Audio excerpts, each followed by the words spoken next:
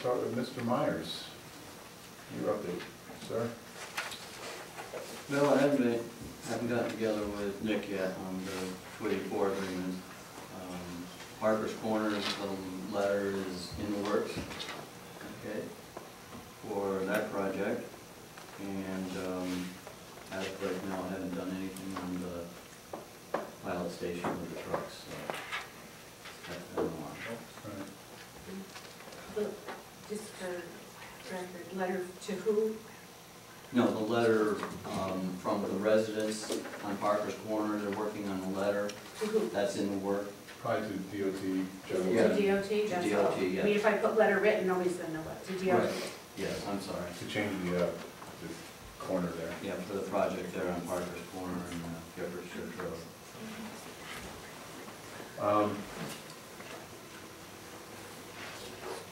Do you want me to set up a meeting with Nick? Because we're in March, so we're pretty much, after tonight, March is gone. If we're going to try to get any project scheduled with Joe Ryan, we probably need to hustle a bit.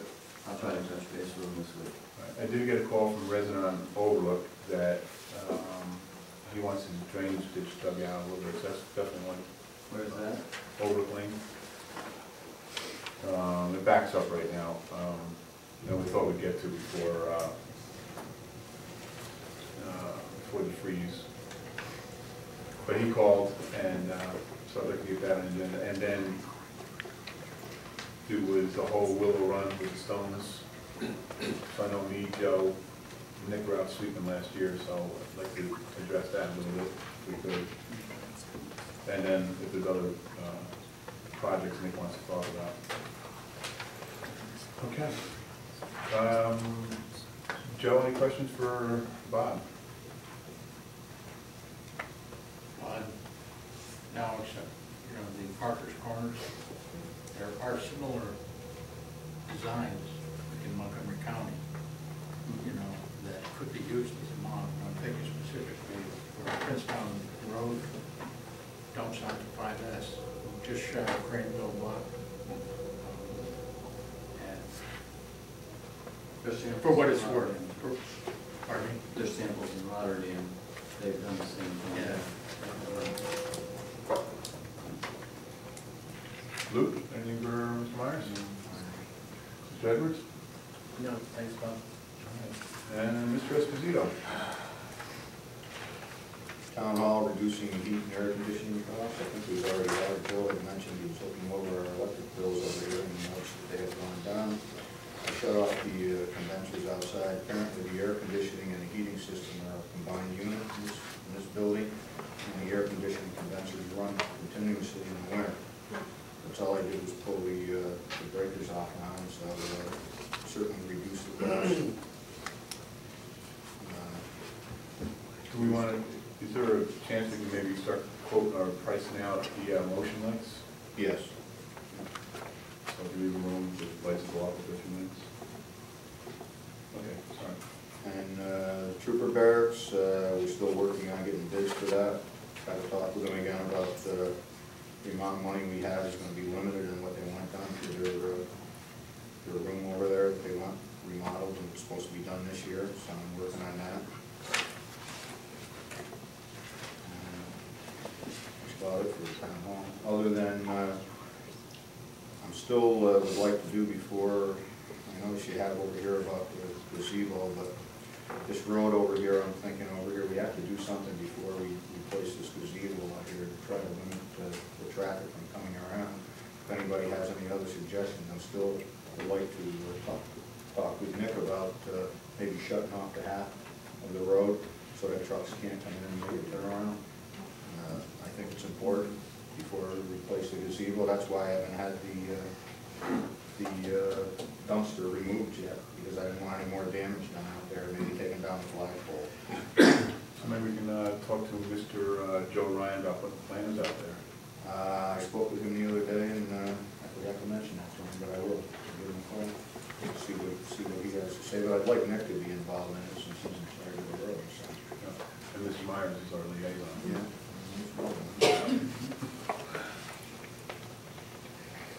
All right.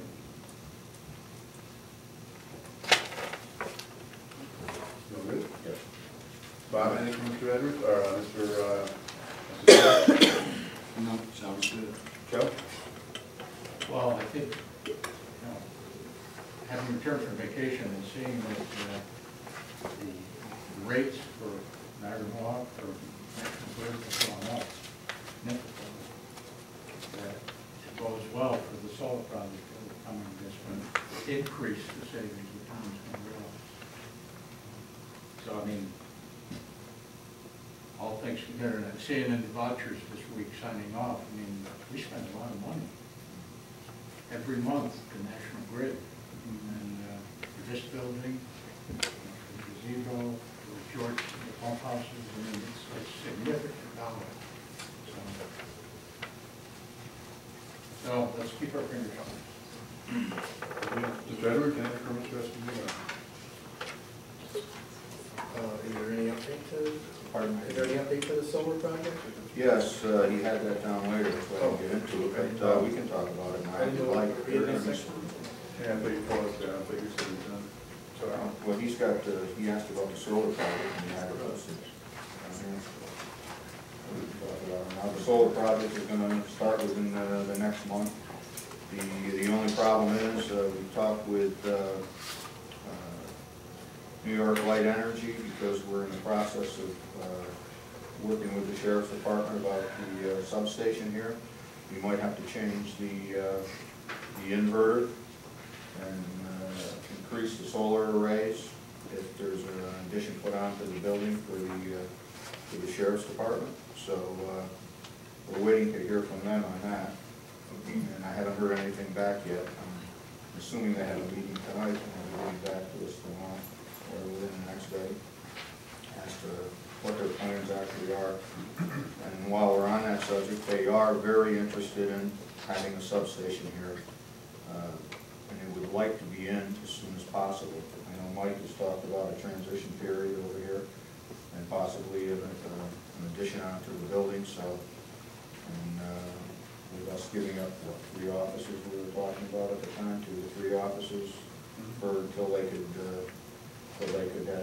put on an addition onto the building. The addition would be on the far end, over here on the, I guess it's the south side of the building, with an entranceway coming right into the courtroom, with a garage on the other end for the vehicles or whatever they're going to have, for the snowmobiles and 4-wheelers, whatever they want to store it. And that would be separate, with a separate bathroom for their prisoners or whatever they have.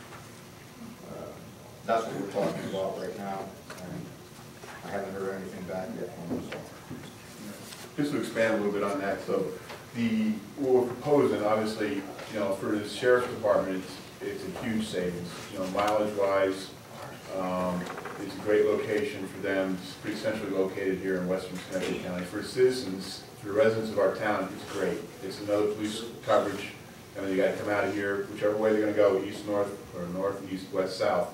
They're coming out of here and going to be on our road. So, you know, from a law enforcement perspective, it's great news. From a financial perspective, what we propose so far, it's fairly early in the negotiations, but we're proposing that we give up 3 offices, it means for about a year, while they construct an addition, as Lou indicated, on this side. Once the extension is in, we'll reclaim our office space and they'll move into their space. Plus, so, you know, right now the proposal is also for the garage out there. In exchange for that, our proposal is they're going to share 25 to 30% of our operating costs: heat, electric, phones, communications, pretty much the operating costs of the town, snow plowing, removal, lawn care, etc. You know, we'll take a look at all our numbers, all our operating costs, we'll split it, again, about 25 to 30%. In exchange, once they move into the building, you know, they'll continue to pay, again, we're negotiating, but 20 to 30% of the operating costs of the building. They'll stay there rent-free for approximately 10 years. After 10 years, that extension becomes ours. It becomes our building, becomes our garage. Obviously, they'll probably have some options to extend it extend the lease, but, so financially, it's, you know, reduces our costs here in town. It provides a reference place for, again, the sheriff's additional patrols in town. We get an expansion on the building, which we pretty much need. So, you know, again, thanks to Lou and Mike Cuevas and Joe and the rest of the team here for the work they're putting in here. So everybody's pretty excited about it. So that's kind of where we are right now. Again, it sounds like Sheriff D'Agostino's working with the county, Tony Jasinski. I think it's just a great story. They're talking 24/7 operation here. So they're talking 2 to 3 road patrols, 24/7. Yep. So I think it'd be great, like you said, it's an added protection for our town since we have no police force here, Yep. other than the state police. But they're very excited about it. They looked at a lot of locations, and when this was mentioned to them, they really jumped all over it. They were really excited about it because they feel it's the right fit, as it did the state police when they moved in. So hopefully we can get this. Okay. All right. And on the employee policy, I know not to jump on your bandwagon, but I did ask Mike and maybe the Association of Towns for some examples, so we can start updating that over the next little while here. All right. Anything else, Lou? No. All right. Bob, anything for Lou? Mr. Jasinski? Well, the 3 bullets under my name. Well, anything for Lou before we go to you? Do you have any questions for Lou?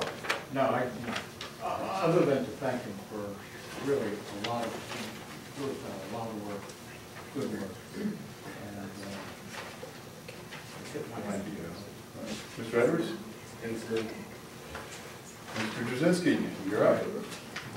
Now it's your turn. Sorry. He's fighting for that. No, I got a hold of Patty Palmieri Salem, who goes by the handle P3. Patty Palmieri. Her email is P3. Anyway, she's the project manager for Princetown in Rochester, New York, for putting together this new code. General code is the name of the company. And she sent me a copy of the contract and also a list of New York State considerations. And I have to study it more because I just got it. And we'll work with her in understanding just, you know, we got a project schedule and milestones and all of that. But also to work with Gino on the, see if we can get some grant money. You know, a clunker might be that we've already budgeted the money. So they'll say, why do you need grants? So we'll have to come up with something. So I have to just study, get my feet better on the ground, and hopefully by the next meeting I'll have. As far as town contracts, I started my list when I was reviewing vouchers. And I'll be talking with Carolyn and I will complete that list hopefully soon. And the ethics, I've done very little with that other than to get the name and phone number. No, not the name, Bill Widow phone number. And so I hope to have something. I don't know. I will have something. I know we're going to give you a little time to get back from vacation, but vacation's over. And I know. Get to work. So just to expand on Joe's town contracts, we obviously, like any corporation or any government agency, have a lot of contracts with a lot of vendors. And what I've asked Joe to do, especially in light of the solar coming up, is, for example, Integris is a delivery of some of our electric. Well, since that's going to be changing pretty drastically, it maybe it's time to go back and start looking at, you know, that contract. So what I'm asking Joe to do is just start going through the contracts. You know, is it still applicable? Like the phone system, you know, is that applicable? Is it time to upgrade? Is it, you know, can we cut some costs since they, you know, rarely come out? So that's really what, you know, again, we're trying to watch our costs, to drive reduction in costs, You know, that's been the goal here from, you know, from day one. So this is where I've asked Joe to step in and start, you know, taking a look at all contracts one by one. Again, if we can just cut off 10 or 15% at every contract, you know, it just, it matters over the long run, so, thanks, Joe. Bob, anything for Mr. Jazinski? Thank you. Mr. Esposito? Mr. Edwards? Thank you, Joe. All right, Mr. Edwards, any updates? Yeah, actually, I did want to mention on the Princetown Cable Time Warner topic, I have had some conversation with John Rehart from Time Warner Cable, and I also had prior conversation with the Public Service Commission.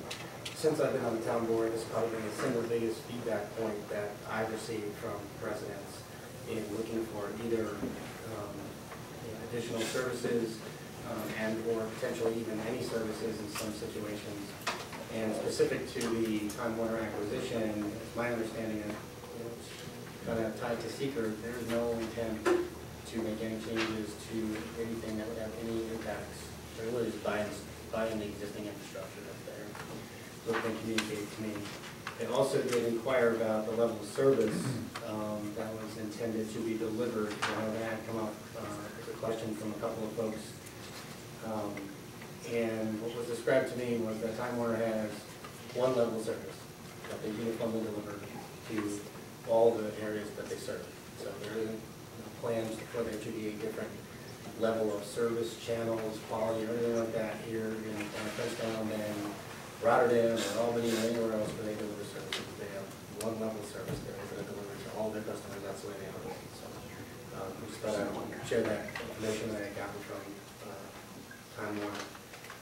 And it is also my understanding that they are already, I believe, further down the path with Rotterdam and Williamsburg with secret determination approval from those municipalities than they are here. So they are clearly aware of their necessity to get those secret determinations and are hoping that you know, the timing of which they can get through public service, get the secret determinations and move this forward. And you know, based on the feedback that I've gotten over the past 2.5 years, you know, I think that you know, there have been a lot of people who have called and asked for you know, Time Warner coming into town.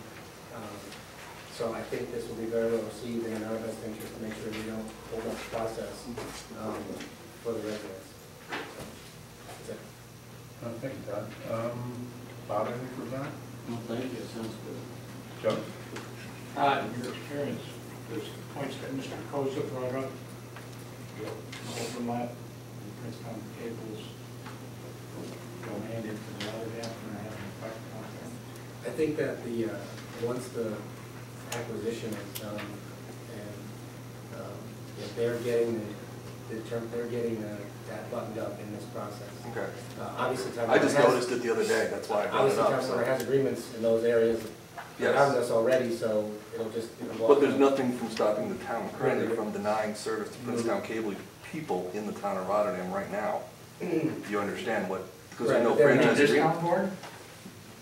The Princetown Cable itself, the company, has no franchise agreement with the town of Rotterdam at all.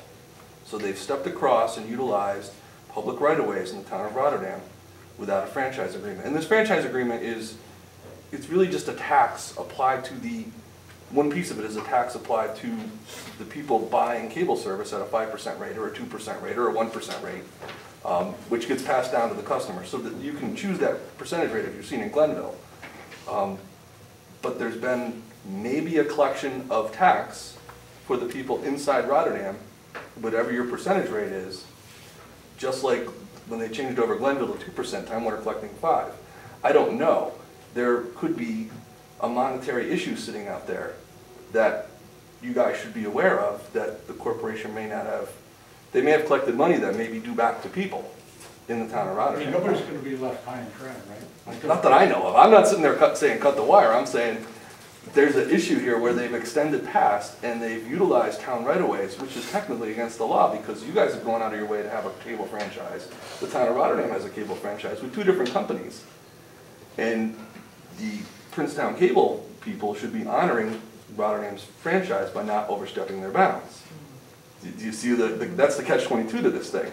But if they've collected money, which is a tax under a franchise agreement, in other words, they just send out the same bill to everybody, there could be an issue with the people in the town of Rotterdam who have paid this tax, which then gets forwarded to you guys, because that's where the finance fee, the franchise fee goes to, even though it's in the town of Rotterdam. You see that's what it is. It's a dumb little thing that I just happened to trip across while I'm sitting there reading through my E-code, going, oh, wow, there's nothing here for Princetown Cable.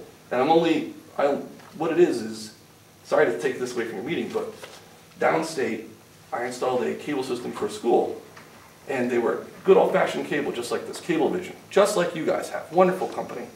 Except for on July 1st, they converted to encrypted-only transmission, which means your television doesn't tune anything. Every TV needs one of these stupid things at $7 a month. How would you feel if you had 4 TVs and you went from 1? Well, this school's got 250 TVs in one school. They're going, what am I doing now? You know, and they're sitting high and dry. So the reason I'm coming to talk to you during public comment is kind of about this stuff. So, There's legislation that regulates that specifically. Your franchise agreement has a whole lot more than you realize in it. If you go and look at places like Tampa, the city of Pittsburgh, you have a whole lot more leeway than what's written in these little 2-bit agreements we have around here, which were based on small cable companies out of 1970. So what I'm supplying to the town of Rotterdam is a document that's got to be 60 pages long. Our original franchise agreement is maybe 5 pages. There's things in here called ENET, which you're going to put the sheriff's department over here. If town of Rotterdam and Schenectady County got on board, and you guys get on board with something called ENET that I can't get out of the city of Pittsburgh, but they have an entire network running within inside their cable company at no cost to the citizens, called ENET. It supports something, but we don't know what it is. But you could actually build an entire, you're talking, the towns and counties are talking about, dispatch services. With ENET, you could have a disaster in one part of town or one part of the county and put dispatch here temporarily. It doesn't matter. There's things hidden in these documents that we don't know about up here unless we start reading what other people are doing in other cities and bringing them forth into our area. So it behooves us to get a copy of that franchise agreement. But from the city of Pittsburgh, and it's listed as, well, I have a copy I can give you guys. I'll email it to you where I've gotten so far. I haven't done encryption. I haven't done the new definitions, but you got to put new definitions in your agreement. This is not a tuner like you would sit down in 1950 and adjust a little piece for every little channel. You adjust one. This thing's got MAC addresses. It's got 3 of them. It's a small computer. It is data. It's got a hard drive in it. It's not like a cable tuner of old. You need to have your document reflect